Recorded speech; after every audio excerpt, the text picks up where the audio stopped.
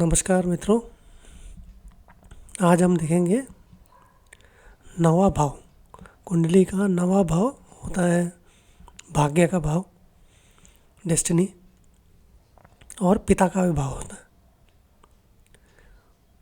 तो उससे जुड़े हुए कुछ सूत्र हम देखेंगे, नवे भाव से जुड़े हुए, जो नवे भाव को ये अफेक्ट करता है।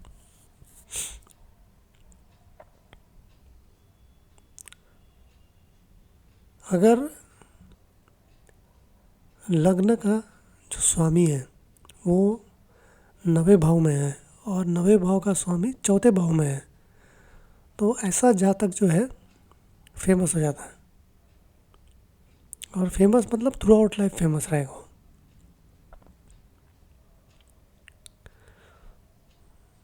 जातक जो है वो भाग्यशाली भी रहेगा, खुशहाल भी रहेगी ज़िंदगी, अगर लग्न में दूसरे और तीसरे भाव के स्वामी बैठे और दृष्टि पड़ रही है शुभ ग्रह की, शुभ ग्रह की दृष्टि पड़ रही है, और जो लग्न का स्वामी है वो नवे भाव में जाके बैठा है, तो भाग्यशाली, भाग्य भी चलेगा, खुशियाँ भी रहेगी।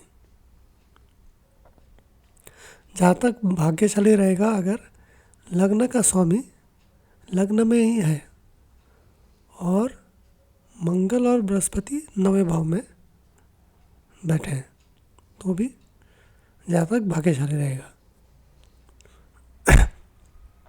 अगर नवे भाव में शुभ ग्रह हैं या 10वें भाव में शुभ ग्रह हैं, नवे या 10वें भाव में शुभ ग्रह हैं और उनके साथ बृहस्पति है, तो भी जातक भाग्यशाली रहेगा, जीवन में खुशियाँ रहेगी, अच्छा जीवन, मतलब कठिनाई की कमी रहेगी एकदम। अगर लग्न का स्वामी नवे भाव में है और दूसरे भाव का स्वामी, नवे भाव का स्वामी और चंद्रमा जिस राशि में है उसका स्वामी, ये तीनों ग्रह जो है वो अगर 10वें भाव में है,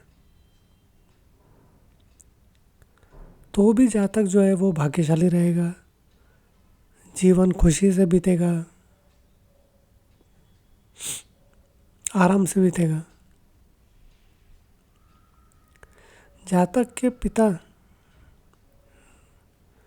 की ज़िंदगी भी अच्छी रहेगी और पैसा भी रहेगा। अगर बृहस्पति नवे भाव में है 12वें भाव के स्वामी के साथ और दृष्टि पड़ रही है नवे भाव के स्वामी की, ठीक है, बृहस्पति नवे भाव में बैठा है 12वें भाव के स्वामी के साथ और दृष्टि पड़ रही है नवे भाव के स्वामी की, तो जातक के पिता की भी ज़िंदगी अच्छी रहेगी। अगर नवे भाव का, 10वें भाव का और तीसरे भाव का स्वामी एक साथ या तो दूसरे भाव में है या 5वें भाव में है और उन पर दृष्टि पड़ रही है सूर्य की भी और छठे भाव के स्वामी की भी, दोनों की दृष्टि पड़नी चाहिए। ऐसे केस में क्या होगा, जातक को जो पिता की प्रॉपर्टी है वो नहीं मिलेगी। अच्छा, वो तो मिलेगी नहीं, और जातक अपने पिता की सेवा भी नहीं करेगा और मतलब जाना जाएगा उस चीज़ के लिए कि अपने पिता को नहीं की देखभाल नहीं करता।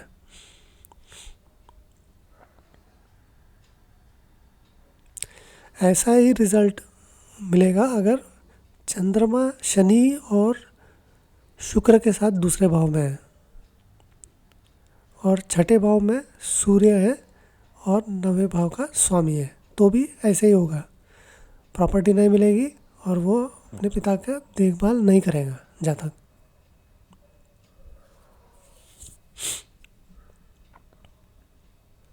ऐसे रिज़ल्ट और भी मिलेंगे अगर दूसरे भाव का स्वामी मंगल के साथ नवे भाव में है और तीसरे भाव का स्वामी और सूर्य जो है 8वें भाव में, तो भी जातक को प्रॉपर्टी नहीं मिलेगी और जातक देखभाल नहीं करेगा अपने पिता का।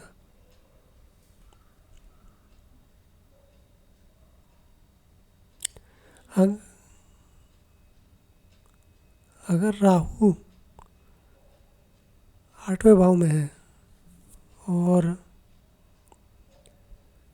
उस पर दृष्टि पड़ रही है सूर्य की या 9वें भाव के स्वामी की, तो फिर जो महादशा आएगी राहु की या केतु की, इसमें क्या होगा कि जातक के पिता की डेथ हो सकती है।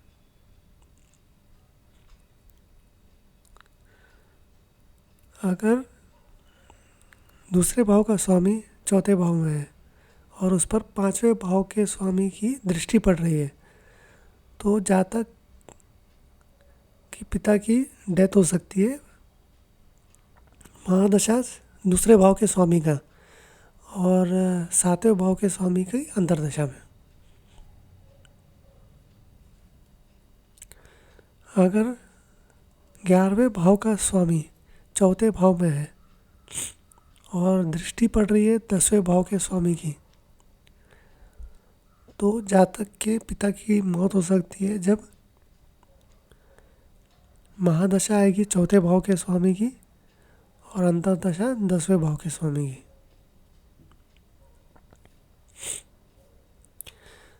अगर मीन लग्न वालों के लिए अगर मंगल 9वें भाव में है, तो 9वें भाव का स्वामी भी है और 9वें भाव में ही है वो, तो जातक के पिता की डेथ होगी महादशा मंगल के या शुक्र की महादशा में, और अंतर्दशा या तो शनि की होगी या वृषभ राशि में जो भी ग्रह है उसकी।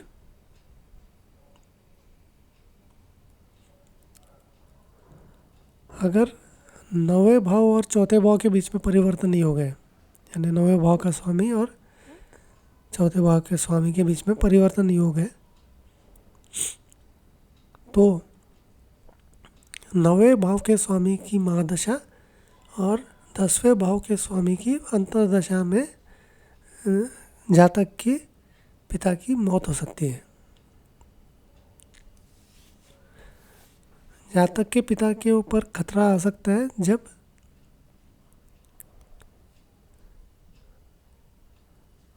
नवा भाव कहाँ से, चंद्रमा से 9वें भाव का स्वामी उसकी महादशा में और अंतर्दशा उस चंद्रमा के जिस राशि है उसका स्वामी में।